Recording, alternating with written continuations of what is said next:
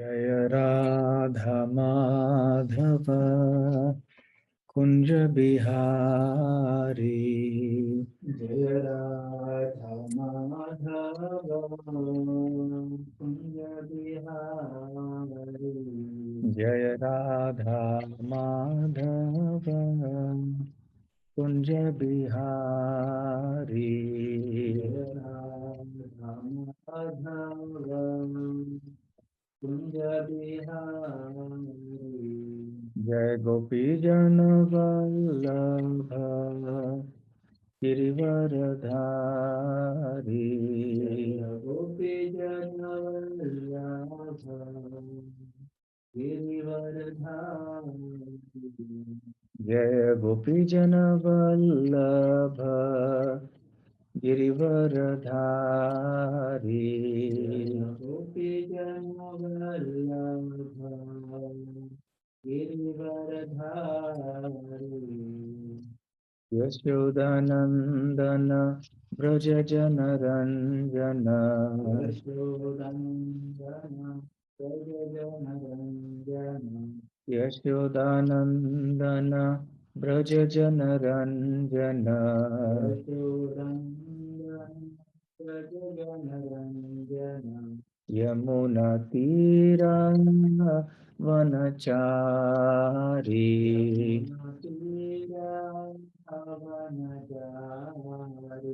यमुना तीरा वनचारी।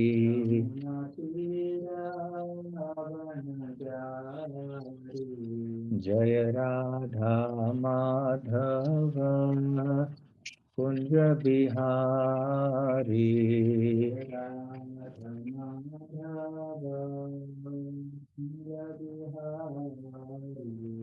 जय श्री कृष्ण चैतन्य प्रभु नित्यानंद श्री अद्वैत गदाधर श्रीवासादि गौर भक्त वृंद। श्री कृष्ण चैतन्य प्रभु नित्यानंद श्री अद्वैत गदाधर श्रीवासादि गौर भक्त वृंद। हरे कृष्णा कृष्णा कृष्णा हरे हरे, हरे राम राम राम हरे हरे। हरे कृष्णा कृष्णा कृष्णा हरे हरे, हरे राम राम राम हरे हरे। हरे कृष्णा कृष्णा कृष्णा हरे हरे, हरे राम राम राम हरे हरे। हरे कृष्णा कृष्णा कृष्णा हरे हरे, हरे राम राम राम हरे हरे। जय राधा गोकुलानंद राधा गोकुलानंद राधे। राधा गोकुलानंद राधा गोकुलानंद राधे। जय गौरानिताय जय गौरानिताय, गौरानिताय जय गौरानिताय।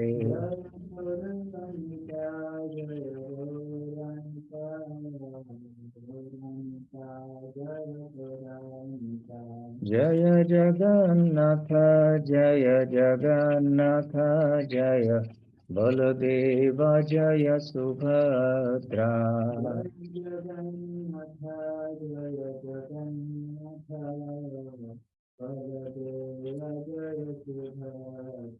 जय जय प्रभुपाद प्रभुपाद प्रभुपाद जय जय प्रभुपाद।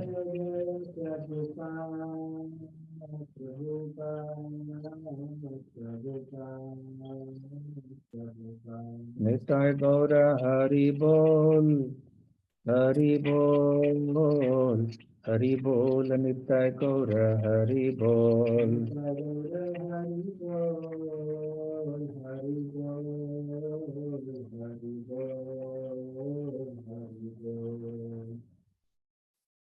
जय ओम विष्णुपाद परमहंस परिव्राजकाचार्य स्तोत्र सत। His Divine Grace अभय चरणारविंद भक्ति वेदांत स्वामी श्रील प्रभुपाद की जय। अनंत कोटि वैष्णव वृंद की जय। श्री श्री राधा गोकुलानंद की जय। श्री श्री गौर निताय की जय। श्री श्री जगन्नाथ बलदेव सुभद्रा मई की जय। निताय गौर प्रेमानंदे। समवेत भक्त वृंद की जय। समवेत भक्त वृंद की जय। समवेत भक्त वृंद की जय। श्री श्री गुरु गौरांग की जय।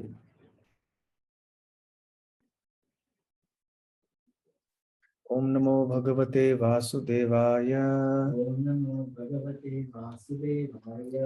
ओम नमो भगवते वासुदेवाय। ओम नमो भगवते वासुदेवाय। नारायणं नमस्कृत्य नारायणं नमस्कृत्य नरं चैव नरोत्तमं नरं चैव नरोत्तमं देवीं सरस्वतीं व्यासं देवीं सरस्वतीं व्यासं ततो जयमुदीरयेत्। ततो जयमुदीरयेत्। नष्टप्रायेष्वभद्रेषु नष्टप्रायेष्वभद्रेषु नित्यं भागवत सेवया। नित्यं भागवत सेवया। भगवत्युत्तमश्लोके भगवति उत्तमश्लोके भक्तिर्भवति नैष्ठिकी। भक्तिर्भवति नैष्ठिकी। ओम ज्ञानतिमिरान्धस्य ज्ञानाञ्जनशलाकया चक्षुरुन्मीलितं येन तस्मै श्रीगुरवे नमः। श्रीचैतन्यमनोभीष्टं स्थापितं येन भूतले स्वयं रूपकदा मह्यं ददाति स्वपदान्तिकं। वन्देऽहं श्रीगुरुः श्रीयुतपदकमलं श्रीगुरून् वैष्णवांश्च श्रीरूपं साग्रजातं सहगणरघुनाथान्वितं तं सजीवं साद्वैतं सावधूतं परिजनसहितं कृष्णचैतन्यदेवं श्रीराधाकृष्णपादान् सहगणललिता श्रीविशाखान्वितांश्च। नमो ओं विष्णुपादाय कृष्णप्रेष्ठाय भूतले श्रीमते भक्तिवेदान्तस्वामिन्निति नामिने। नमस्ते सारस्वते देवे गौरवाणी प्रचारिणे निर्विशेष शून्यवादी पाश्चात्य देशतारिणे। वाञ्छाकल्पतरुभ्यश्च कृपा सिन्धुभ्य एव च पतितानां पावनेभ्यो वैष्णवेभ्यो नमो नमः। जय श्री कृष्ण चैतन्य प्रभु नित्यानंद श्री अद्वैत गदाधर शिवासादि गौर भक्त वृंद। हरे कृष्ण कृष्ण कृष्ण हरे हरे, हरे राम राम राम हरे हरे। हरे कृष्णा।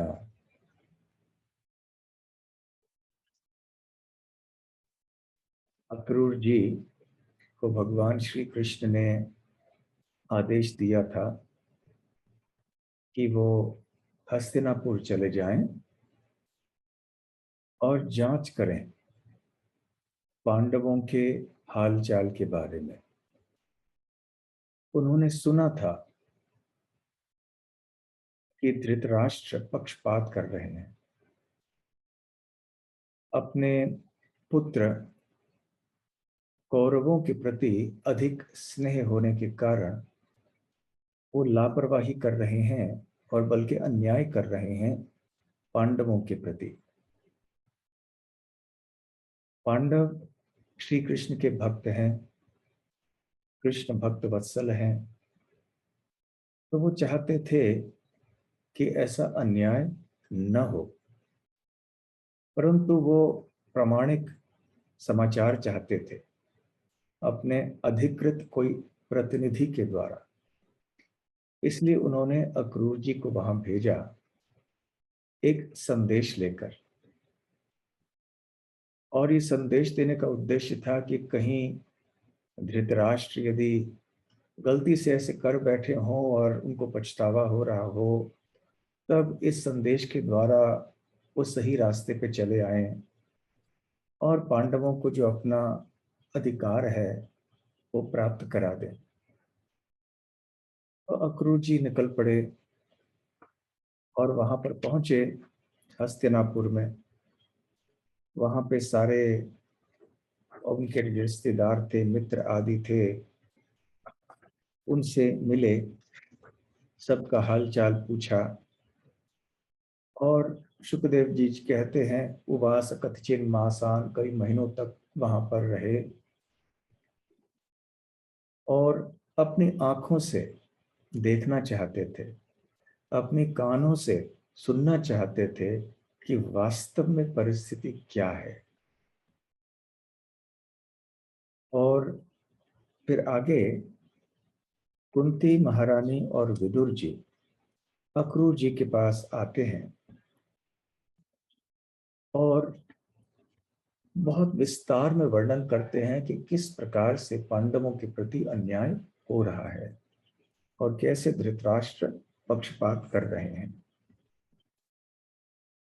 दुर्योधन आदि बहुत ईर्ष्या करते थे पांडवों के प्रति, क्योंकि हर दृष्टि से पांडव श्रेष्ठ थे, सद्गुणों से संपन्न थे पांडव, और प्रजा उनसे बहुत प्रेम करती थी।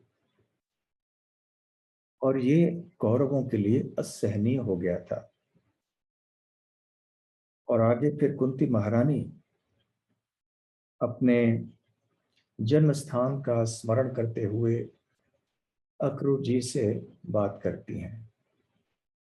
उनकी आंखें पानी से या आंसू से भर जाती हैं और अब वो श्री कृष्ण के प्रति प्रार्थना करने वाली हैं।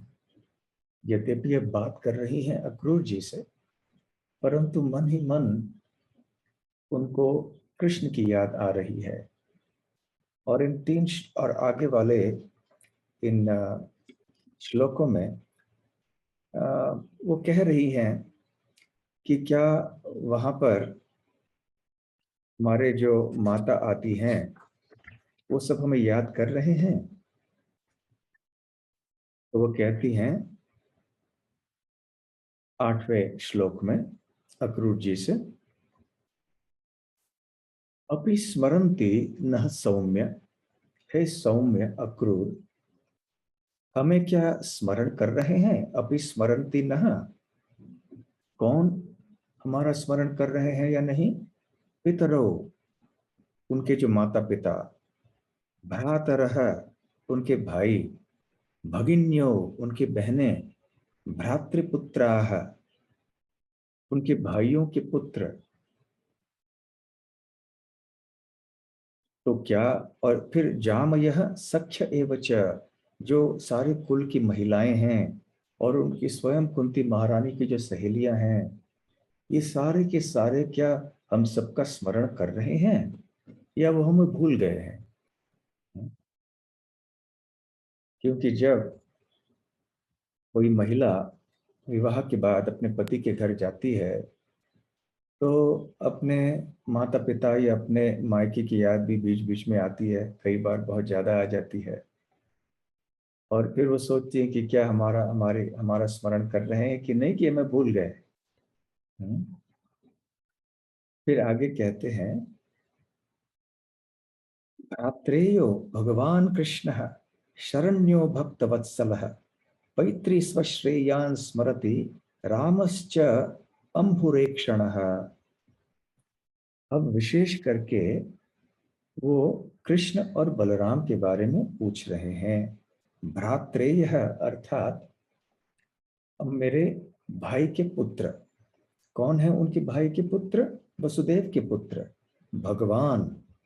उनका नाम क्या है, कृष्ण है।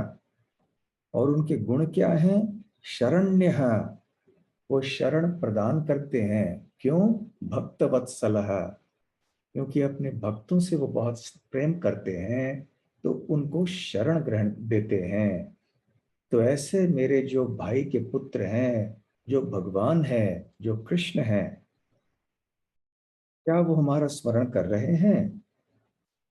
और इतना ही नहीं, क्या क्या पैतृ स्वश्रेयान स्मरति, मतलब उनके पिता के बहन को, बहनों को क्या, और उनके बच्चों को, पुत्रों को क्या वो स्मरण कर रहे हैं? स्वश्रेयान, उनके पिता के बहन के बच्चों को क्या वो याद कर रहे हैं? पैतृ स्वश्रेयान स्मरति। साथ साथ रामश्च, राम जो बलराम है, और जो क्या है, अम्बुरुह ईक्षण, जिनकी आंखें कमल की तरह हैं। अम्बुरुह, अम्बुरुह अर्थात, जैसे हमने पहले भी चर्चा की है, पिछले श्लोकों में भी अम्बुरुह शब्द आया था। तो अम्बु या जल से उठने वाला, अर्थात जिसका जन्म जल में होता है, तो कमल पुष्प को अम्बुरुह कहते हैं। तो अम्बुरुह ईक्षण, तो कमल नयन बलराम भी क्या हम सबका स्मरण कर रहे हैं? फिर आगे कुंती महारानी कहती हैं, सपत्न मध्य शोचंतीम, सपत्न अर्थात शत्रु, मध्य, मैं अभी मेरे शत्रुओं के बीच में हूं, और इसलिए मैं शोक कर रही हूं। तो ऐसे शोक करने वाली शोचंतीम, उनके बारे में क्या कृष्ण सोच रहे हैं? पितृहीनांश्च बालकान, और साथ साथ में मेरे जो पुत्र हैं, जिनके पास अभी पिता नहीं है, पितृहीनांश, पितृहीन मेरे जो बालक हैं, पितृहीनांश बालकान, तो मैं जो यहाँ शत्रुओं के बीच में शोक कर रही हूँ, और मेरे जो पुत्र हैं जो कि पिताहीन हैं, क्या उनको सांत्वयिष्यति माम वाक्यैहि, सांत्वना के वाक्य कह रहे हैं? क्या वो यहाँ आके सांत्वना के शब्द कहेंगे मुझसे? और मेरी दशा क्या है? मैं शत्रुओं के बीच में इस प्रकार से हूं, जैसे वृका नाम हरिणीम इव, जैसे भेड़ियों के बीच में कोई हरिण है। तो सोचिए कितनी खतरनाक अवस्था होगी किसी हरिण की, जबकि वो हरिण जो है भेड़ियों के बीच में हो। तो ठीक उसी प्रकार से हे अक्रूर, मैं अब इन शत्रुओं के बीच में हूं, ये सब मेरे हितैषी नहीं हैं, और साथ साथ मेरे मासूम बच्चे भी हैं। तो क्या कृष्ण आएंगे यहाँ हमें सांत्वना देने के लिए? और अब सीधे श्री कृष्ण का संबोधन करती हैं कुंती महारानी 3 श्लोकों में। और इन 3 श्लोकों से हमें स्मरण होता है कुंती महारानी की प्रार्थनाएं श्रीमद् भागवत के प्रथम स्कंद के 8वें अध्याय में, जो कुंती स्तुति के नाम से विख्यात है भक्त समाज में। वो जो 8वें अध्याय, पहले स्कंद के 8वें अध्याय की कुंती स्तुति है, वो श्री कृष्ण के लीलाओं के काल क्रम में बहुत बाद में आते हैं। क्योंकि याद रखिए, इस समय श्री कृष्ण अभी भी मथुरा में है, द्वारका नहीं गए थे वो अभी तक। फिर द्वारका में कई वर्ष रहने के बाद, जब कुरुक्षेत्र का युद्ध हो रहा होगा, फिर उसके बाद फिर कुंती स्तुति होती है। तो बहुत सालों के बाद कुंती महारानी वो प्रसिद्ध स्तुति कहती हैं। परंतु यहाँ पर कुंती महारानी अपनी भक्ति का उन स्तुतियों की झलक देने जा रही हैं। एक संक्षिप्त रूप में समझ लीजिए, कुंती स्तुति यहाँ पर है आने वाले 3 श्लोकों में।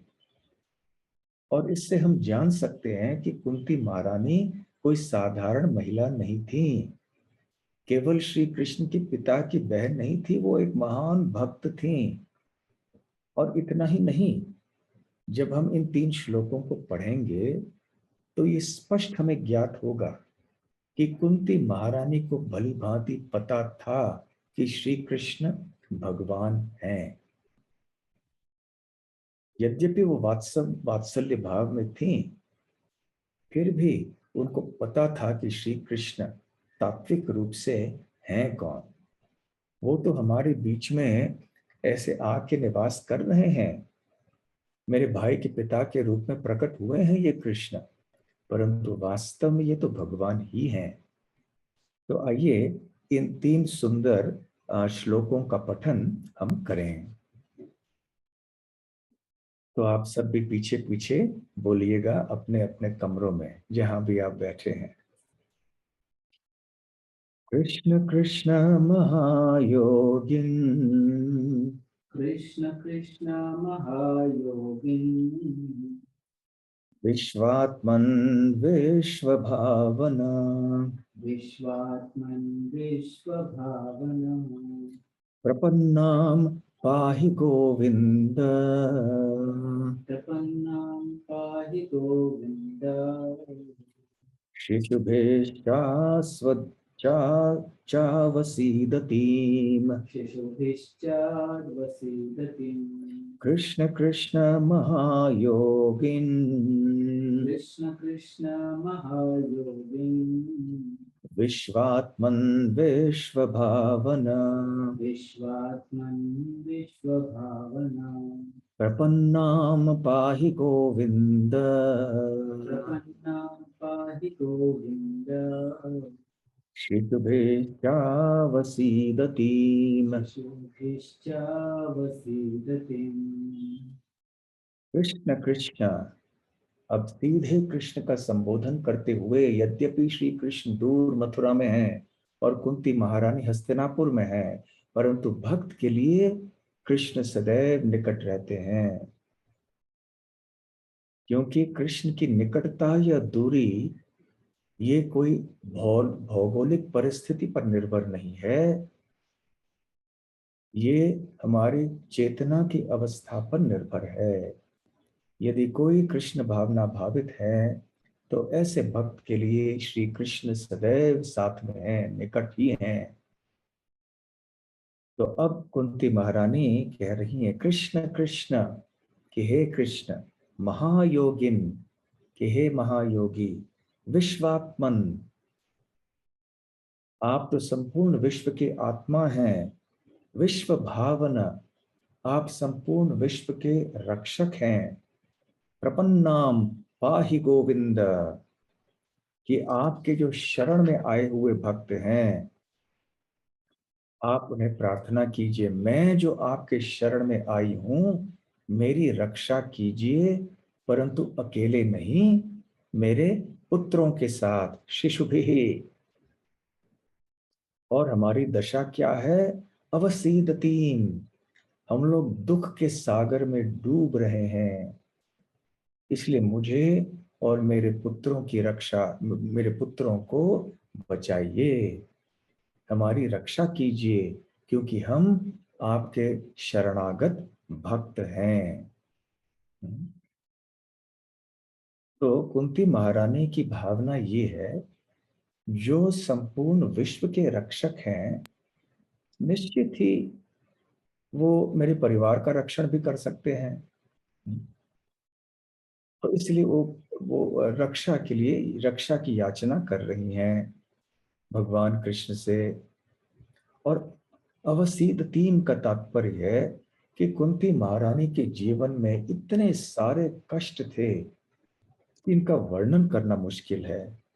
वो अब थक गई थी इन कष्टों को झेलकर, एक के बाद एक ऐसी आपातकालीन परिस्थितियां आए दिन उनके जीवन में आती थीं, और उनकी सहन शक्ति की बहुत कड़ी परीक्षा हो रही थी, उनकी श्रद्धा की परीक्षा थी। वास्तव में हम सबके जीवन में ऐसे ही होगा, परीक्षाएं प्रतिदिन आएंगी, तरह तरह की परीक्षाएं, विभिन्न दिशाओं से परीक्षाएं आएंगी, विभिन्न लोगों के माध्यम से, घटनाओं के माध्यम से, परिस्थितियों के माध्यम से। तो ये सब हमारे लिए परीक्षाएं हैं, हमारी श्रद्धा और भक्ति की परीक्षा।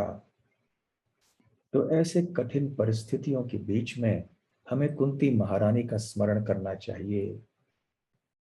कुंती महारानी की भावना जो श्री कृष्ण के 13-14 वर्ष के आयु में थी, वही इनकी भावना थी जब श्री कृष्ण की आयु 85 के लगभग थी। 70 साल बाद में भी वही भावना थी उनकी, जबकि उन्होंने कुंती स्तुति प्रार्थना की। और सदैव भक्त की भावना ऐसे होती है। उस समय भी कुंती महारानी की जो अवस्था है वो कम नहीं थी। तो इसलिए उनकी समस्याएं कितनी थी। उसके बाद कुरुक्षेत्र के युद्ध के बाद भी देखिए क्या क्या क्या नहीं हुआ। द्रौपदी के 5 पुत्रों की हत्या हो गई, सारे कुरु वंश प्राय नष्ट हो गया। तो इतना सब होने के बाद भी कुंती महारानी की श्रद्धा में, उनके कृष्ण प्रेम में तनिक भी कोई घटन नहीं हुआ। तो ये हमारे लिए बहुत प्रेरणा स्रोत बात है। कुंती महारानी हमारे लिए एक आदर्श भक्त है। तो चाहे कोई महिला हो, चाहे कोई पुरुष हो, इसमें कोई फर्क नहीं पड़ता। भगवान के भक्ति के रास्ते में हर कोई व्यक्ति भक्ति में आगे बढ़ सकता है, परंतु भक्ति को योग्य होना चाहिए। और योग्यता का मापदंड क्या है? हमारी श्रद्धा, हमारा प्रेम, हमारी निष्ठा, हमारी दृढ़ता भक्ति में, कि कभी भी चाहे परिस्थिति कैसे भी क्यों ना हो, हम भगवान के चरण कमलों का आश्रय कभी न छोड़ें। छोड़ने के लिए तथाकथित कारण अनेक आएंगे हमारे जीवन में, परंतु क्या हमारी बुद्धि आध्यात्मिक है? इन विकट परिस्थितियों को हम सही दृष्टि से देख सकते हैं कि ये सारे भी भगवान की कृपा है। इसलिए श्रवण करना, पठन करना, कीर्तन करना हमारे लिए बहुत आवश्यक है, ताकि ये जो एक दिव्य बुद्धि है वो सदैव हमारे साथ में रहे, ये हमारा साथ कभी छोड़े नहीं। विकट परिस्थितियों में ऐसे दिव्य बुद्धि कभी कभी हमारा साथ छोड़ देती है, जब वो बुद्धि इतने दृढ़ या इतने विकसित नहीं होती है तब। परंतु बार बार श्रवण करने से बुद्धि को प्रबल किया जा सकता है, दिव्य बुद्धि को, दिव्य विवेक को। और ऐसे दिव्य प्रबल बुद्धि से दृढ़ता बढ़ती है, श्रद्धा निष्ठा बढ़ती है, और फिर हम भगवान श्री कृष्ण के चरण कमलों को कभी छोड़ते नहीं हैं। तो कुंती महारानी ऐसी थक गई थी, निस्सहाय अवस्था में थी। और निस्सहाय अवस्था वास्तव में सबसे श्रेष्ठ अवस्था है भगवान का आश्रय ग्रहण करने के लिए। कुंती महारानी तो ऐसे ही प्रार्थना करती हैं। जब अनेक वर्षों बाद वो प्रार्थना करेंगी श्री कृष्ण से, प्रथम स्कंद के 8वें अध्याय में, तो कुंती महारानी कहती हैं, विपदः सन्तु ताः शश्वत तत्र तत्र जगत गुरो भवतो दर्शनम यत् स्याद अपुनर्भव दर्शनम। हे कृष्ण, हे जगत गुरु, विपदः सन्तु ताः शश्वत तत्र तत्र जगत गुरु भवतो दर्शनम यत् स्यात्। हाँ देखिए, ये सुंदर श्लोक यहाँ पर आप सामने देख रहे हैं। विपद अर्थात कठिन परिस्थिति, संतु मतलब होने दीजिए, आने दीजिए। विपदः संतु ताः, उनको आने दीजिए। शश्वत, ताः शश्वत, बार बार आने दीजिए, एक के बाद एक के बाद एक आने दीजिए। और वैसे भी यदि हम कहेंगे कि आने से रोक लीजिए, वैसे नहीं होगा, आएंगे। हमारे न चाहने से भी कष्ट रुकने वाले नहीं हैं। इसलिए कुंती महारानी कह रही हैं, आने दीजिए कष्टों को। विपदः संतु संतु ता शश्वत तत्र तत्र जगत गुरु को, कि जैसे जैसे है जगत गुरु ये कष्ट आते हैं, जहां जहां जैसे जैसे ये कष्ट आते हैं, हे जगत गुरु, भवतः दर्शनम यत् स्यात्, आपका दर्शन होता है, अर्थात इन कष्टों में मैं आपको देखती हूं। तो कष्ट क्या है? ये कष्ट भगवान का रूप है, भगवान की कृपा है। तो कुंती महारानी जैसे जो उन्नत भक्त हैं, वो भगवान को इस तरह से देखते हैं। भगवान निश्चित ही अर्चा विग्रह के रूप में हमारे सामने खड़े हुए हैं, परंतु क्या हम कष्टों को भी भगवान का रूप मान सकते हैं? कुंती महारानी कहती हैं कि जैसे जैसे कष्ट एक के बाद एक हमारे जीवन में आते हैं, तो हम आपका दर्शन करते हैं। भवतो दर्शनम यत् स्यात्। इसका अर्थ ये भी हो सकता है कि जैसे ही कष्ट आते हैं तो हम आपका तीव्र स्मरण करते हैं।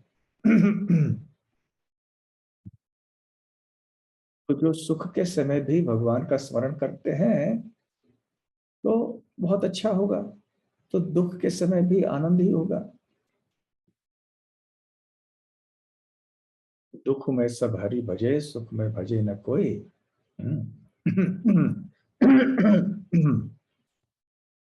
तो ये समस्या होती।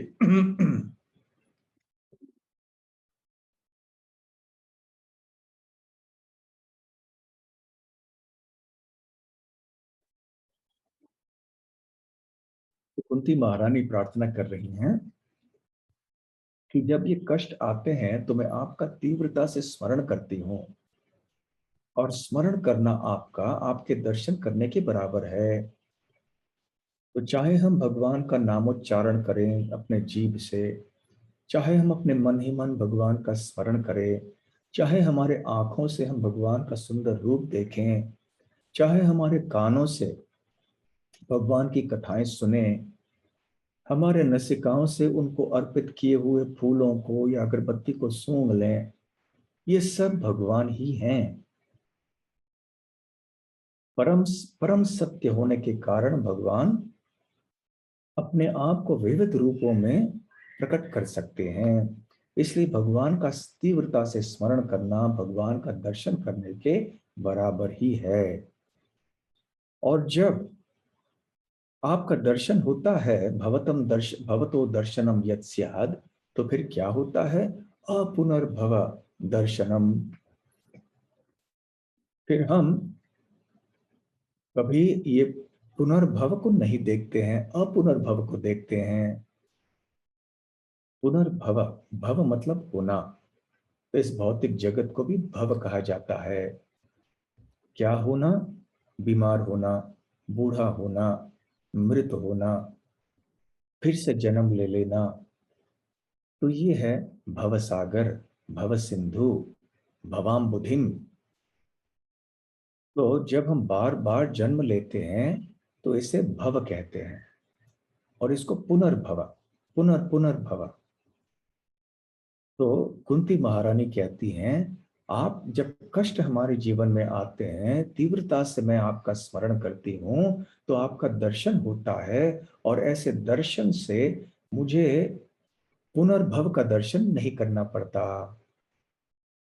कितनी सुंदर बात कह रही हैं कुंती महारानी।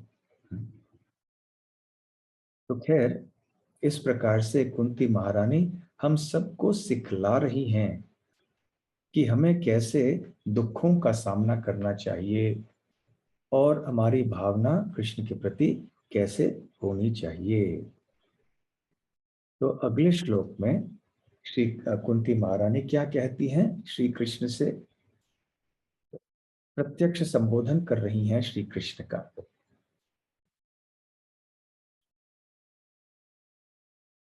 नान्यत् तव पदाम्भोजात् नान्यत् तव पदाम्भोजा पश्यामि शरणं नृणाम् पश्यामि शरणं नृणाम् बिभ्यतां मृत्युसंसारात् बिभ्यतां मृत्युसंसारात्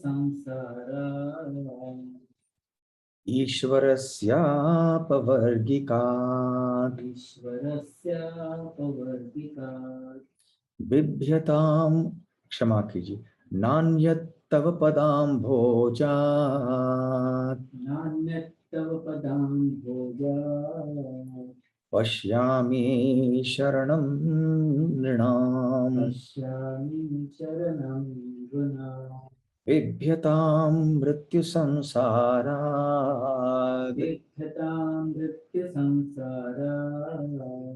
ईश्वरस्यापवर्गिकात् ईश्वरस्यापवर्तिकात् न अन्यत् तव पदाम्भोजात् पश्यामि शरणं नृणाम्।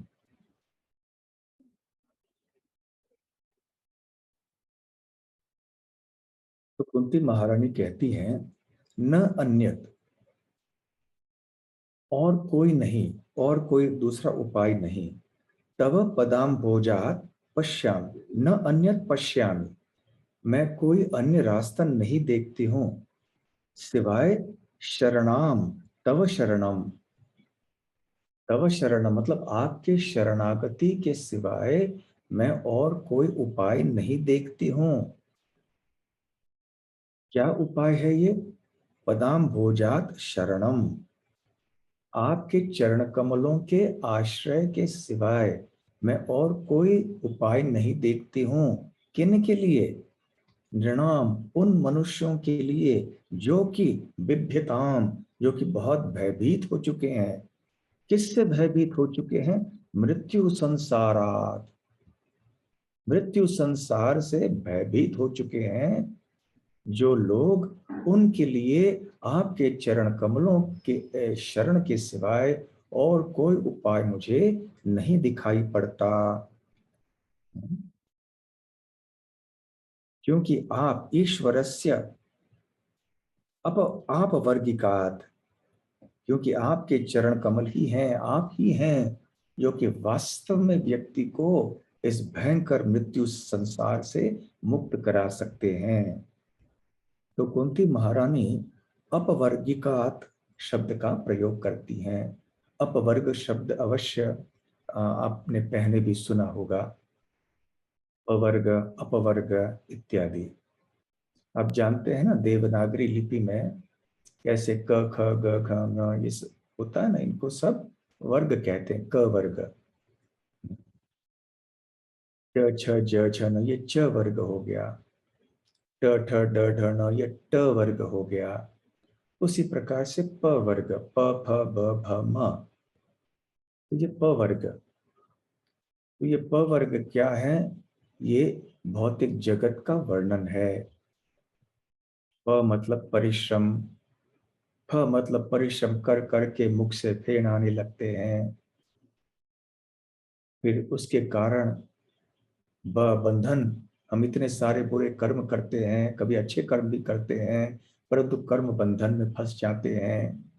प फ ब और भ, और इसके कारण हम भयभीत रहते हैं हर अवस्था में कि हमारे जीवन में अगले कदम में क्या होगा हमें पता नहीं। विपदः संतु, है ना वो, विपदः तरह तरह के, पदम पदम यद विपदाम न तेषाम, हर पद पे यहाँ विपद है, इसलिए भयभीत हम रहते हैं सदैव। और फिर म, मृति या मृत्यु, तो ये है भव सागर, ये भौतिक जगत की पहचान।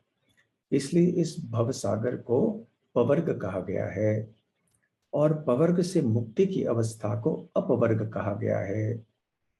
तो ईश्वरस्य आपवर्गिकात का मतलब है कि ईश्वर श्री कृष्ण ही ऐसी मुक्ति दिला सकते हैं। तो मुकुंद शब्द का अर्थ है जो मुक्ति दिलाते हैं, मुक्ति प्रदाता, मुकुंद। इसलिए कृष्ण का नाम मुकुंद है। क्योंकि वही एकमात्र हैं जो कि मुक्ति दिला सकते हैं। तो इसलिए कुंती महारानी यहाँ पर कह रही हैं कि यहाँ तो सभी लोग भयभीत है ना, कौन ऐसे व्यक्ति है जो निर्भय है। तो और विशेष रूप से इस मृत्यु संसार के सागर से सब लोग डरे हुए हैं, इसलिए सबके लिए एकमात्र उपाय है श्री कृष्ण के चरण कमलों का शरण ग्रहण करना। और ये किसकी राय है? कुंती महारानी, जो वास्तव में महान भक्त हैं, हम सब के लिए बहुत बड़ी आदर्श हैं। तो पदाम भोजात, तो हम अलग अलग शब्द सुन चुके हैं कमल, कमल के लिए। तो यहाँ पे पद अम्भोजात, अम्भोज का अर्थ भी है कमल। जैसे अम्बुरुह हम सुन चुके थे, तो अम्भस मतलब जल। तो अम्भस या जल में जो जन्म लेता है, अम्भस और ज से अम्भोज, और उसमें पाद जोड़ दिया, पद जोड़ दिया, तो पद अम्भोजात। इसलिए यहाँ पर कुंती महारानी कहती हैं, नान्यत तव पदाम भोजात पश्यामि शरणम नृणाम। तो खैर ये परिस्थिति है भौतिक जगत की, इसलिए श्री कृष्ण के चरण कमल ही हमारे लिए एकमात्र उपाय। परंतु श्री कृष्ण की प्राप्ति कैसे की जा सकती है? कुंती महारानी ने श्रीमद् भागवत के प्रथम स्कंद के 8वें अध्याय में उनकी स्तुति के दौरान ये बहुत महत्वपूर्ण बात बताई है। 36वां श्लोक है 8वें अध्याय का, पहले स्कंद में। तो इसका पाठ भी हम कर सकते हैं। बहुत सुंदर बात कुंती महारानी ने कही है। क्या कहती है श्लोक के लिए मैं राह देख रहा हूं। हाँ देखिए, आप सब परिचित होंगे इस श्लोक से। तो आइए हम गाते हैं इस श्लोक को। गृण्वन्ति गायन्ति गृणन्त्यभीक्ष्णशः शृण्वन्ति गायन्ति गृह्णन्ति तीक्ष्णशः स्मरन्ति नन्दन्ति तवेहितं जनाः स्मरन्ति नन्दन्ति तवेहितं जनाः त एव पश्यन्त्यचिरेण तावकम् त एव पश्यन्त चिरेण तावकम् भवप्रवाहो परमं पदाम्बुजम्। भवप्रवाहो परमं पदाम्बुजम्। तो कुंती महारानी कहती हैं कि शृण्वन्ति जो सुनते हैं, गायन्ति जो गाते हैं, गृणन्ति जो स्वीकार करते हैं, अभीक्ष्णशः अर्थात निरंतर बार बार, स्मरन्ति जो स्मरण करते हैं, नंदन्ति जो आनंद लेते हैं, तव इहितम जनाः तो जो लोग इन चीजों को करते हैं, ते जनाः तो त एव ऐसे लोगों के लिए निश्चित ही पश्यन्ति अचिरेण तावकम, वो शीघ्र ही अचिरेण, चिरेण मतलब बहुत लंबे समय से के बाद, और अचिरेण मतलब लंबे समय के बाद नहीं, अर्थात शीघ्र ही। तो ऐसे लोग जो आपके बारे में सुनते हैं, गाते हैं, स्वीकार करते हैं आपको, आपका स्मरण करते हैं, आपकी कथा आदि में रमण करते हैं, तो ऐसे लोगों को जल्दी ही शीघ्र ही आपका दर्शन होता है। पश्यन्ति वो आपको देख सकते हैं। भव प्रवाहो परमम पदाम्बुजम वो आपके चरण कमलों का दर्शन कर सकते हैं। पश्यन्ति पदाम्बुजम तावकम वो आपके चरण कमलों का दर्शन शीघ्र ही कर लेते हैं। और ऐसे दर्शन से क्या लाभ होता है? भव प्रवाह उपरमम, जो भव प्रवाह है, ये संसार के सागर या नदी का जो प्रवाह है, जो बहुत ही तीव्र है और जो अनादि काल से कोटि कोटि जन्मों से हमको बहा के ले जा रहा है, एक योनि से दूसरे योनि, दूसरे से तीसरे, एक जन्म से दूसरे जन्म में, एक लोक से दूसरे लोक में, अनादिकाल से ये भव का जो प्रवाह है वो बंद हो जाएगा, खत्म हो जाएगा, नष्ट हो जाएगा। कैसे? केवल आपके चरण कमलों का दर्शन करने मात्र से। और आपके चरण कमलों का दर्शन कैसे होगा? किनको होगा? वो लोग जो आपके बारे में निरंतर श्रवण करते हैं, कीर्तन करते हैं, स्मरण करते हैं, आपकी सेवा में आनंद लेते हैं। इस प्रकार से कुंती महारानी हम सबको इन स्तुतियों के माध्यम से बहुत महत्वपूर्ण उपदेश दे रही हैं। और तीसरा श्लोक कुंती महारानी की प्रार्थनाओं में इस 49वें अध्याय में, दशम स्कंद के।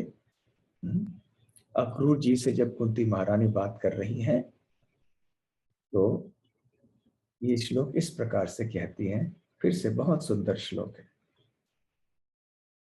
नमः कृष्णाय शुद्धाय नमः कृष्णाय शुद्धाय ब्रह्मणे परमात्मने ब्रह्मणे परमात्मने योगेश्वराय योगाय योगेश्वराय योगाय त्वामहं शरणं गता। त्वामहं शरणं गता। नमः कृष्णाय शुद्धाय नमः कृष्णाय शुद्धाय ब्रह्मणे परमात्मने ब्रह्मणे परमात्मने योगेश्वराय योगाय योगेश्वराय योगाय त्वामहं शरणं गता। त्वामहं शरणं गता। कुंती महारानी प्रणाम करती हैं, नमन करती हैं कृष्ण को। क्या कहती हैं? नमः कृष्णाय, आपके प्रति नमन, मेरा नमस्कार है आपको। तो जब हम संबोधन करते हैं, कहते हैं कि आपको, तो इसलिए कृष्णाय कहते हैं। कृष्ण को हम कुछ अर्पण कर रहे हैं, कृष्ण के प्रति। तो शुद्धाय, क्योंकि कृष्ण का और एक नाम है शुद्ध, क्योंकि वो पवित्र है पूरी तरह से। कृष्णाय शुद्धाय, नमः शुद्धाय। फिर नमः ब्रह्मणे, तो भगवान कृष्ण परम ब्रह्म है, वास्तव में परम सत्य है वो, इसलिए नमः ब्रह्मणे, नमः परमात्मने, क्योंकि श्री कृष्ण परमात्मा है, अंतर्यामी है, सबके हृदय में परमात्मा के रूप में विराजमान है। नमः योगेश्वराय, समस्त योगों के वो ईश्वर हैं। जैसे कि भगवद गीता के अंतिम श्लोक में हम पढ़ते हैं ना, यत्र योगेश्वर है कृष्णो यत्र पार्थ धनुर्धरः। तो कृष्ण योगेश्वर है। नमः योगाय, यहाँ श्रीधर स्वामी तात्पर्य में बतलाते हैं कि यहाँ पर योग शब्द का अर्थ है कि जो ज्ञान के, समस्त ज्ञान के जो स्रोत हैं, उद्गम हैं, जो कि वो प्रेम के द्वारा प्रकट करवाते हैं उनके भक्तों में। तो भक्ति के द्वारा, सेवा के द्वारा भक्त भगवान को जान लेता है। और उपनिषदों में कहा गया है कि जब हम भगवान को जान लेते हैं तो हम सब कुछ जान लेते हैं। कस्मिन् भगवो विज्ञाते सर्वम इदम विज्ञातम भवति। जो व्यक्ति कृष्ण को जान लेता है वो सब कुछ जान लेता है। दूसरे शब्दों में उसे और कोई जानने लायक चीज नहीं रहती है। तो इससे हम स्पष्ट समझ सकते हैं कि कुंती महारानी भली भांति इस समय भी, जबकि उन्होंने श्री कृष्ण को अभी तक देखा नहीं है प्रकट लीला में, वो जानती हैं कि श्री कृष्ण भगवान हैं, परम सत्य हैं। इन तीनों श्लोकों से कुंती महारानी के दिव्य ज्ञान और उनकी भक्ति का प्रकाशन हो रहा है। और फिर सुखदेव गोस्वामी आगे कहते हैं, श्लोक को हम देखें।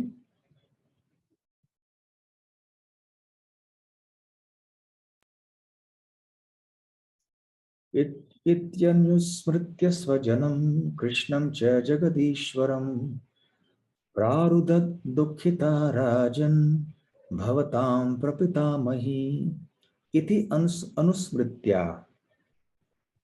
अनुस्मृत्य, इस प्रकार से बार बार स्मरण करने के बाद, अनु मतलब बार बार करना, तो इस तरह कुंती महारानी ने बार बार स्मरण किया। किनका स्मरण किया? स्वजनम, अपने परिवार के सदस्यों का स्मरण किया। कृष्णम च, और कृष्ण का भी स्मरण किया जो कि जगत ईश्वर हैं। कृष्णम च जगदीश्वरम प्रारुदत दुखिता राजन। तो सुखदेव गोस्वामी बात कर रहे हैं ना, तो राजन यहाँ अर्थात परीक्षित महाराज। तो हे परीक्षित महाराज, ऐसे अपने स्वजनों का और श्री कृष्ण का स्मरण करते करते प्रारुदत दुखिता, कुंती महारानी जो बहुत दुखी थी, वो जोर से रोने लग गईं। प्रारुदत भवताम प्रपितामही। और कुंती महारानी कौन थी? अब कुंती महारानी और परीक्षित महाराज के बीच में संबंध क्या था? अब सुखदेव गोस्वामी कह रहे हैं कि भवताम मतलब आपके, अर्थात परीक्षित महाराज के। कुंती महारानी कौन है? प्रपितामही, अर्थात परदादी हैं। परीक्षित महाराज के पिता थे अभिमन्यु। अभिमन्यु के पिता और परीक्षित महाराज के दादा कौन थे? अर्जुन। और अर्जुन की माँ कौन थी? कुंती। तो इस प्रकार से कुंती महारानी परदादी बन गई परीक्षित महाराज के, या संस्कृत में कहते हैं प्रपितामही। तो जब कुंती देवी इस प्रकार से जोर से रोने लग गईं, तो दोनों अक्रूर जी और विदुर जी ने उनको सांत्वना दी। सम दुख सुखो क्रूर, जो अक्रूर जी के बारे में सुखदेव गोस्वामी कहते हैं कि वो कुंती महारानी के सुख दुख में उनके साथ में थे, वो भागीदार थे उनके सुख दुख के। जब कुंती महारानी को सुख होता तो अक्रूर को भी होता, कुंती महारानी को दुख होता तो अक्रूर को भी होता। इसलिए सम दुख सुखो क्रूरो, अर्थात अक्रूर है। और उधर विदुरश्च महायशाह, तो अति प्रसिद्ध विदुर, दोनों ही हितैषी थे कुंती महारानी के। शांतव्याम असतुः कुंतीम, शांतव्याम असतुः मतलब दोनों ने सांत्वना दी।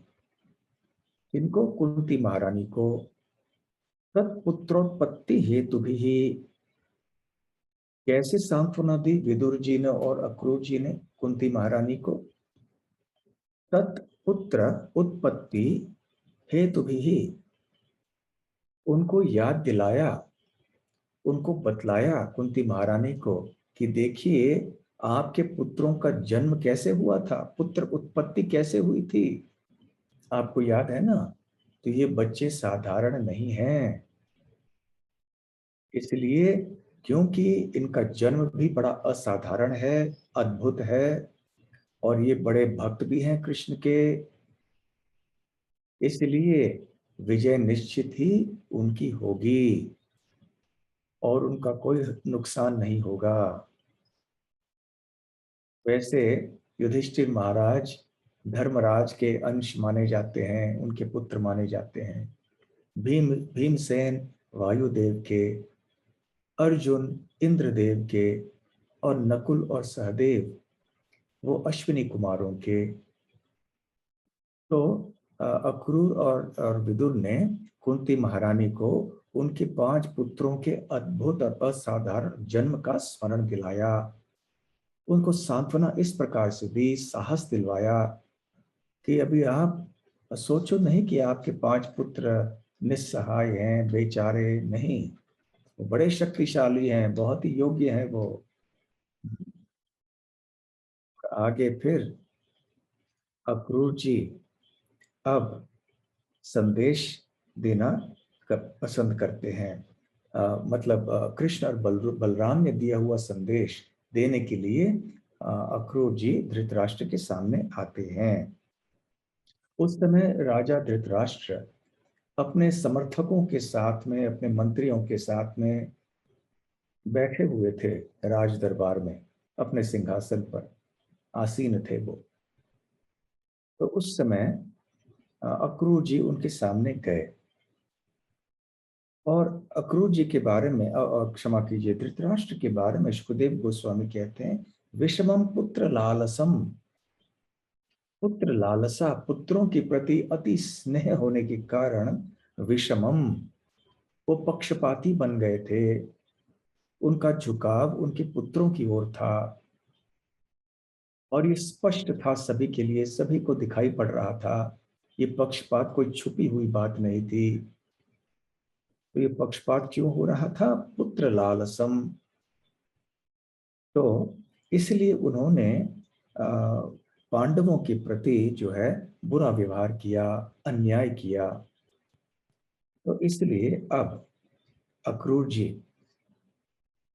धृतराष्ट्र के सामने आए। बंधु भी सुहृद उदितम। अक्रूर जी के सुहृद कौन है? कृष्ण बलराम, उनके बंधु। तो बड़े सौहार्द में कृष्ण और बलराम के संदेश को वो देने के लिए धृतराष्ट्र के सामने आए, ऐसे सुखदेव गोस्वामी कह रहे हैं। और अब अक्रूर जी कृष्ण और बलराम का संदेश देने जा रहे हैं धृतराष्ट्र को। कब? जब प्रस्थान का समय हो गया है, उस समय अंत में आके वो संदेश देते हैं, क्योंकि अक्रूर जी अपनी आंखों से देखना चाहते हैं और फिर जाके वो कृष्ण को आंखों देखा हाल बताना चाहते थे। तो फिर अक्रूर उवाच, 17वां श्लोक। अक्रूर जी कहते हैं, भो भो वैचित्र वीर्यत्वम। भो भो मतलब हे मेरे प्रिय, वैचित्र वीर्य। विचित्र वीर्य के पुत्र हैं वैचित्र वीर्य। जैसे कुंती के पुत्र हैं कौंतेय, तो विचित्र वीर्य के पुत्र हैं वैचित्र वीर्य। त्वम कुरुनाम कीर्तिवर्धन। आप कुरुवंशियों के कीर्ति के वर्धन करने वाले हैं। प्रशंसा कर रहे हैं अक्रूर जी को। धृतराष्ट्र को थोड़ा नरम बना रहे हैं, क्योंकि अभी आगे चल के थोड़े कटु वचन बोलने हैं अक्रूर जी को, इसलिए उसके पहले थोड़े कुछ नरम कराने के लिए उनको उनकी प्रशंसा करते हैं। भ्रातरी उपरते पांडव। आपके भाई भ्रातरी उपरते, उनके निधन के बाद, जिनका नाम है पांडु, तो आपके भाई पांडु के निधन के बाद अधुना, अब आसनम आस्थित, आप अभी आसन पे, सिंहासन पर बैठे हो। वास्तव में अक्रूर जी क्या कहना चाह रहे थे धृतराष्ट्र को? कि ये जो सिंहासन है, इसके लिए अधिकारी व्यक्ति पांडु थे, और तो पांडु के बाद यह अधिकार किसका है सिंहासन पर बैठने के लिए? उनके पुत्रों का, विशेष करके उनके जो ज्येष्ठ पुत्र हैं युधिष्ठिर। तो युधिष्ठिर महाराज का अधिकार है इस राज सिंहासन पर, जिसके ऊपर आप अभी बैठे हुए हैं। वैसे आपको बैठना नहीं चाहिए था। वैसे धृतराष्ट्र बड़े भाई थे, परंतु क्योंकि वो अंधे थे, इसलिए अयोग्य बन गए राज सिंहासन पर बैठने के लिए। तो उनके छोटे भाई पांडु बन गए राजा, और वैदिक नियमों के अनुसार पांडु के पुत्रों को या सबसे श्रेष्ठ ज्येष्ठ पुत्र को राजा पांडु के बाद बनना चाहिए था।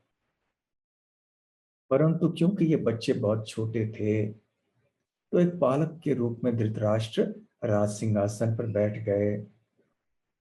तो उनका व्यवहार इस प्रकार से होना चाहिए था कि वो वास्तव में ये राज सिंहासन का केवल देखभाल कर रहे हैं इस समय तक कि युधिष्ठिर थोड़े बड़े हो जाए, और फिर उनको बिठा दे वहां पर। और वैसे उन्होंने युवराज कह के घोषित तो कर ही दिया युधिष्ठिर महाराज को, जब बच्चे लौट के आए थे जंगल से हस्तिनापुर। तो अक्रूर जी कहना चाह रहे हैं कि वास्तव में धृतराष्ट्र, आपने इस राज सिंहासन पर बैठकर इस आसन की रक्षा की। किन के लिए? युधिष्ठिर महाराज के लिए। परंतु अब काफी समय बीत चुका है, इसलिए अब युधिष्ठिर महाराज को अब उनका अधिकार प्रदान कर दो। सीधे शब्दों में अब अक्रूर जी ने इस बात को नहीं कहा, प्रशंसा के रूप में कहा, और वस्तु स्थिति जो थी उसके बारे में कहा कि आप बैठे हो इस आसन पे। फिर अगले श्लोक में 18वें श्लोक में अक्रूर जी कहते हैं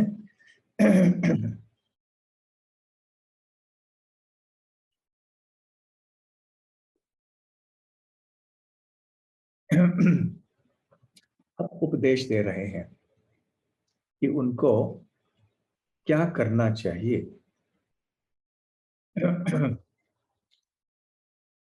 जिसके द्वारा उन्हें निश्चित ही कीर्ति की परिपूर्णता प्राप्त होगी।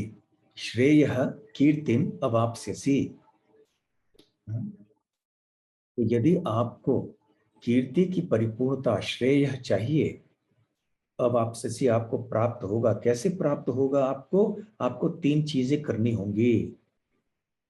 तो पहली बात जो आपको करनी होगी वो ये है, धर्मेण पालयन उर्वीम। उर्वीम, उर्वी अर्थात पृथ्वी। पृथ्वी का और एक नाम है उर्वी। वैसे जैसे कमल के, आंखों के, जल के कितने सारे शब्द हैं ना संस्कृत में, वैसे पृथ्वी के लिए भी कई शब्द हैं। मही, उर्वी, धरणी, वसुंधरा, धरा इत्यादि। तो धर्म से, धार्मिक तरह से, रीति से इस पृथ्वी की रक्षा आप करना। धर्मेण पालयन उर्वीम, पहली बात। दूसरी बात, प्रजा शीलेन रंजयन। अपने शील से, सुशीलता से, अपने अच्छे चरित्र और व्यवहार से प्रजा को आमोद देना। आमोद अर्थात आनंद देना, उनको रंजित करना। दूसरे शब्दों में वो कहना, अक्रूर जी कह रहे हैं कि प्रजा को कैसे आनंद प्रदान कर सकते हो? जब तुम सुशील रहोगे। और तीसरी बात, वर्तमान समः स्वेषु। और वर्तमान का समय का अर्थ ये है कि जो आपके रिश्तेदार हैं, स्वेषु, उनके प्रति समभाव रखना। तो अभी संकेत दे रहे हैं अक्रूर जी धृतराष्ट्र को कि पांडु के पुत्रों और आपके पुत्रों में भेद मत कीजिए, समभाव रखिए दोनों में। यदि आप इन 3 चीजें करेंगे, पृथ्वी की रक्षा धार्मिक रीति से करना, अपने चरित्र से प्रजा को संतुष्ट रखना, और अपने रिश्तेदारों के प्रति समभाव रखना, ये 3 चीजें यदि आप करोगे तो परम कीर्ति की प्राप्ति होगी आपको। सदुपदेश, ऐसे उपदेश देने वाले हम सबको चाहिए। हमारे जीवन में ऐसे लोग होने चाहिए जो सद उपदेश दे सकें। परंतु ऐसे व्यक्ति भी सत होने चाहिए जो हमें उपदेश देते हैं। वैसे उपदेश देना तो सभी लोग पसंद करते हैं, परंतु उपदेश देने के लिए भी योग्यता की आवश्यकता है। उपदेश ग्रहण करने के लिए भी आवश्यकता है योग्यता की। अन्यथा अयोग्य व्यक्ति को केवल यदि हम सदुपदेश दें, तो जैसे चाणक्य पंडित कहते हैं, वो केवल क्रोधित हो जाता है। जैसे सांप को दूध पिलाने से केवल उसका उसका जहर बढ़ जाता है। तो हमारे इरादे भले अच्छे हों, परंतु अयोग्य व्यक्ति के प्रति जब हम ऐसी अच्छी बातें कहना चाहते हैं तो उसका कोई लाभ नहीं होता है। तो आगे फिर अक्रूर जी कहते हैं, यदि आप ऐसा नहीं करोगे, अन्यथा तो आचरण लोके, तो इस लोक में रहते हुए यदि आपका आचरण ऐसे नहीं होगा, अन्यथा तो आचरण लोके, तो क्या होगा? गर्हितो यास्य से तमह, तो आपकी निंदा होगी। तो तिरस्कार होगा आपका, और अंधकार में आप जाएंगे। तमह तस्मात् समत्वे वर्तस्व पांडवेषु आत्मजेषु च। और यदि आप तामसिक या नरक के अंधकार से बचना चाहते हो, और आप यदि इस प्रकार से तिरस्कृत नहीं होना चाहते हो, तो आपको क्या करना चाहिए? तस्मात् समत्वे वर्तस्व, आप वर्तस्व अर्थात स्थित रहिए। किसमें स्थित रहिए? समत्वे, समभाव में आप स्थित रहिए। किन के प्रति? पांडवेशु, पांडु के पुत्रों के, और आत्मजेशु, आपके पुत्रों के प्रति।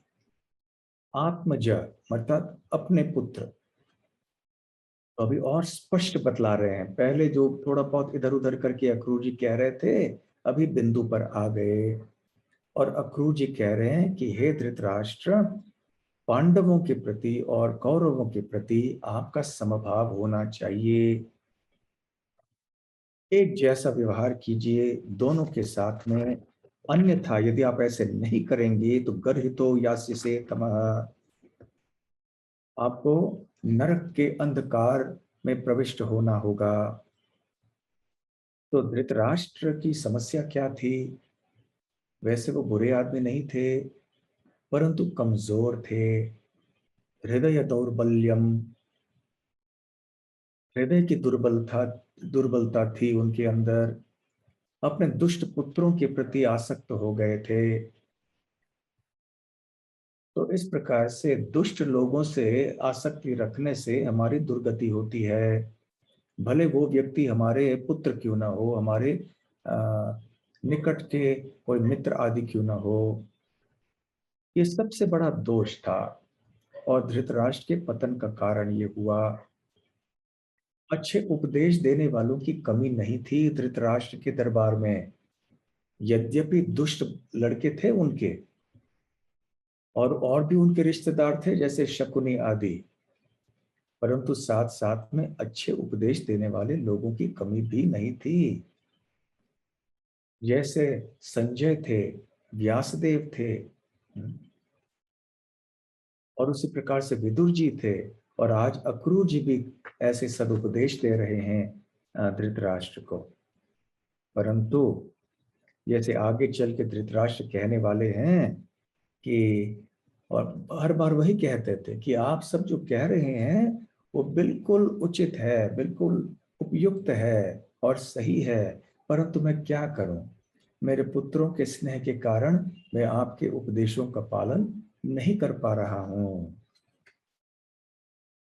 और फिर आगे अक्रूर जी कहते हैं कि देखिए, इस संसार में किसी का भी किसी अन्य व्यक्ति के साथ कोई शाश्वत संबंध नहीं होता है। अरे अन्यों की बात तो दूर रही, अपने शरीर के साथ भी हमारा कोई दीर्घकालीन संबंध नहीं हो सकता है। तो फिर हमारे पत्नी, हमारे बच्चे, हमारे अन्य मित्र आदि हैं, उनकी बात तो दूर रही। तो ये बहुत महत्वपूर्ण बात है जो हमें याद रखना चाहिए कि हमारे शरीर के साथ भी हमारा नित्य संबंध नहीं है, तो अन्यों के साथ कैसे हमारा नित्य संबंध होगा। परंतु हमारा व्यवहार, हमारी विचारधारा, हमारा रहन सहन इस प्रकार से होता है कि मानो हमारे शरीर के साथ और अन्य हमारे सगे संबंधियों के साथ हमारा संबंध शाश्वत है। जनस्य मोहो यम अहम ममेति, इससे ये भ्रम और फैल जाता है। और आगे 21वें श्लोक में इसका पठन हम करते हैं। ये भी एक महत्वपूर्ण उपदेश ज्ञान का अक्रूर जी देते हैं। एकः प्रसूयते जन्तुः, एकः प्रसूयते जन्तुः, एक एव प्रलीयते, एक एव प्रलीयते, एकोऽनुभुङ्क्ते सुकृतम्, एको न भुङ्क्ते सुकृतम्, एक एव च दुष्कृतम्। एक एव च दुष्कृतम्। एकः प्रसूयते जन्तुः, जंतु अर्थात कोई प्राणी, प्रसूयते अर्थात जन्म लेता है, एक मतलब अकेला। जब कोई जंतु जन्म लेता है तो अकेले जन्म लेता है। फिर एक एव प्रलीयते, जब मरना होता है तो हर प्राणी अकेले मरता है, साथ में कोई नहीं जाता उसके। फिर एको अनुभुंक्ते सुकृतम, हमारे सुकृतम, सुकृति जो होते हैं, हमारे जो अच्छे पुण्य कार्य होते हैं, उनको भी हम अकेले ही भोगते हैं। अनुभुंक्ते का मतलब है हम स्वीकार करते हैं या भोगते हैं। तो हमारे पुण्य कार्यों को भी हम अकेले ही भोगते हैं। एको नु भुंक्ते सुकृतम, उसी प्रकार से एक एव च दुष्कृतम, तो हमारे दुष्कृति, हमारे जो बुरे कार्य हैं, हमारे जो पाप हैं, उनको भी हम अकेले ही भोग सहन स्वीकार कर लेते हैं, भोग लेते हैं। देखिए हमारे, हम वास्तव में देखा जाए तो इस दुनिया में हम केवल अकेले हैं।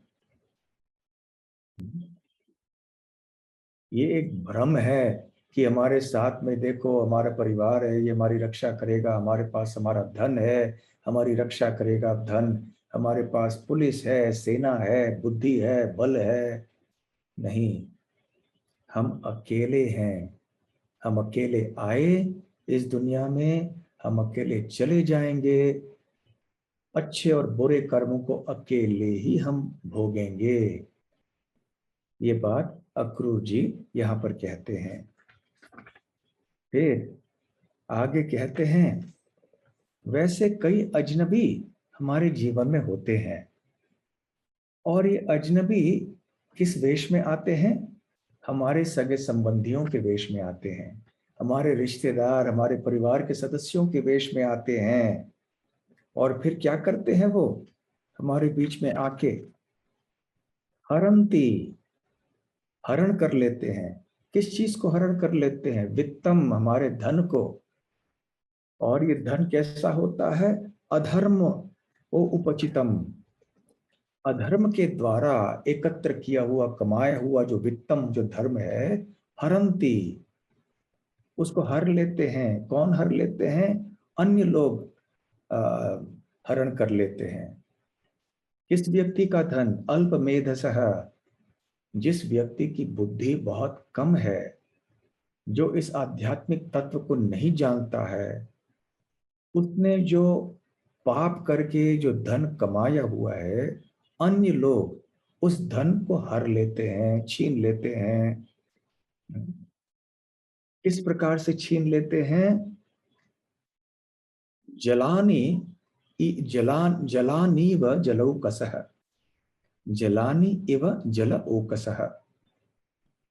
इस प्रकार से एक मछली वो पानी के ऊपर निर्भर रहती है, परंतु मछली के जो बच्चे होते हैं वो भी उसी जल को पीते हैं जिसके ऊपर वो मछली निर्भर है। तो ठीक उसी प्रकार से हमारे सगे संबंधी आदि हमारे धन को हर लेते हैं, जो हमारे जीने का आधार है और जिसको हमने पाप करके कमाया हुआ है। तो ऐसे संसार के कड़वे सत्य का वर्णन अक्रूर जी कर रहे हैं। वास्तव में ये जीवन क्षणभंगुर है, थोड़े समय के लिए ही हम यहाँ पर हैं। फिर भी हम इसको शाश्वत समझकर यहाँ पे रहते हैं कि मानो ये परिस्थिति चलती रहेगी। खैर, अक्रूर जी आगे क्या बताते हैं धृतराष्ट्र को, और उनका जब संदेश समाप्त हो जाता है तो धृतराष्ट्र क्या कहते हैं, क्या उत्तर देते हैं, और उसके बाद फिर अक्रूर जी क्या करते हैं, वो लौट के जाते हैं या नहीं जाते हैं। ये सारी चीजें यदि आपको जाननी हो तो कल शाम को 7 बजे आप अवश्य आइए। हरे कृष्णा। धन्यवाद। हरे कृष्णा। धन्यवाद महाराज। कोई प्रश्न लेना है क्या महाराज? हाँ, यदि किसी को प्रश्न है आज के विषय से संबंधित, कोई भी भक्त का आज के विषय से संबंधित कोई प्रश्न है तो आप जल्दी से जूम में हाथ उठा सकते हैं, हैंड रेज ऑप्शन को दबा सकते हैं।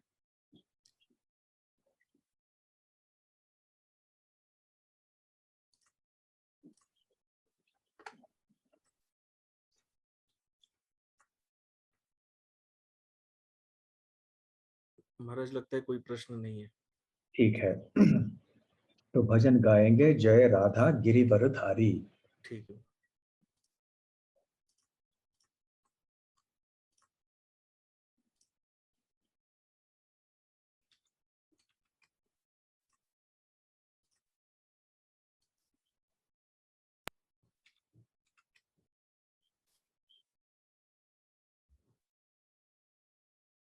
दीन कृष्ण दास विरचित ये सुंदर भजन है। आइए गाते हैं। जय राधा गिरिवर धारी, जय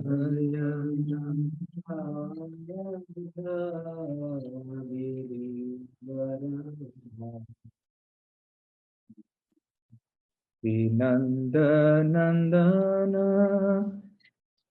वृषभानु दुलारी, नंदन वृषभानु दुलारी, वृषभानु दुलारी राधे वृषभानु दुलारी, वृषभानु दुलारी राधे वृषभानु दुलारी। जय राधा गिरिवर धारी,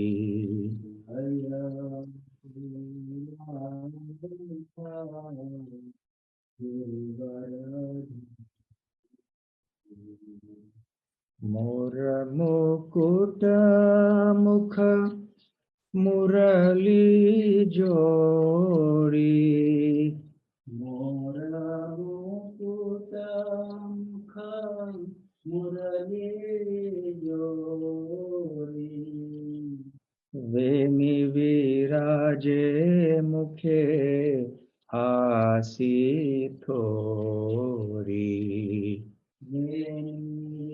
राधे मुखे हाथी थोड़ी। जय राधा गिरिवर धारी, जय राधा गिरिवर धारी। उनकी सोहे गले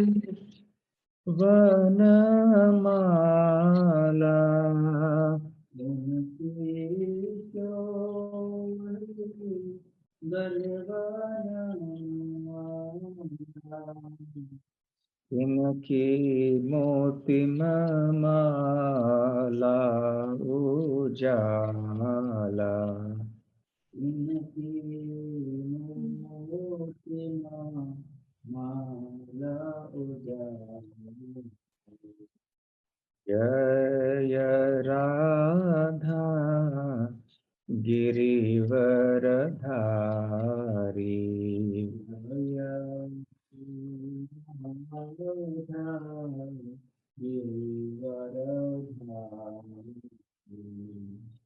पीतांबर जग जनमन मोहे पीतांबर जग जनमन मोहे नील उधनी बनी उनकी शोहे नीला उधानी बनी उनकी शोभे। जय राधा गिरिवरधारी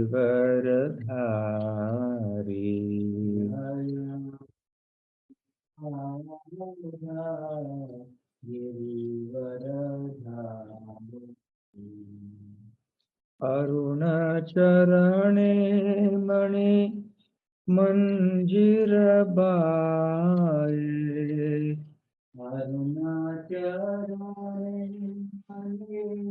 मंदिर श्री कृष्ण दास तहि मन भावे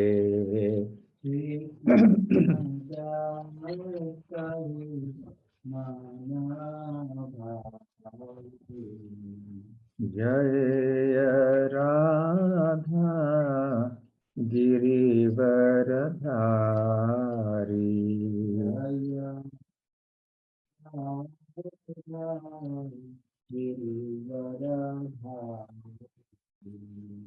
जय राधा गिरिवरधारी